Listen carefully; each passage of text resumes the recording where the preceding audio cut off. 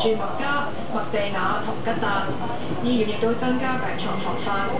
沙特仲呼籲嚟朝聖嘅人到步前要預先接種疫苗，但係估計超過80%嘅信眾都冇咁做，包括今次嘅4個死者。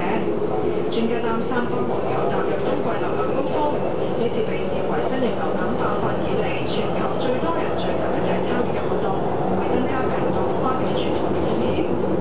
有線電視記者由偉山報道。南美玻利維亞有巴士失事跌落山坡，最少13人死亡，超過20人受傷。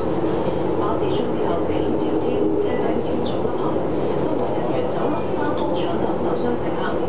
出事嘅巴士載住一班非政府組織人員，星期五駛經首都拉巴茲以北一條公路。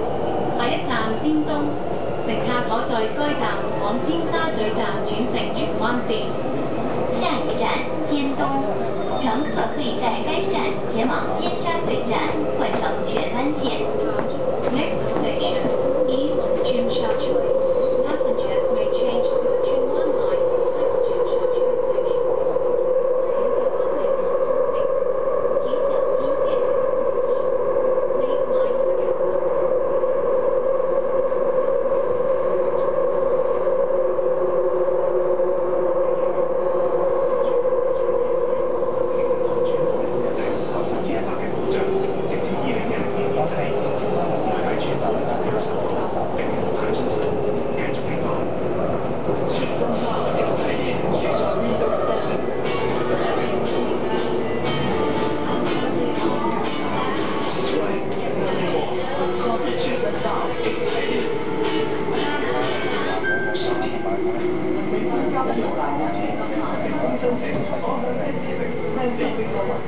5分鐘特快批核，今即時到手，優惠出售有關條款日出，匯豐環球金融，地方智慧。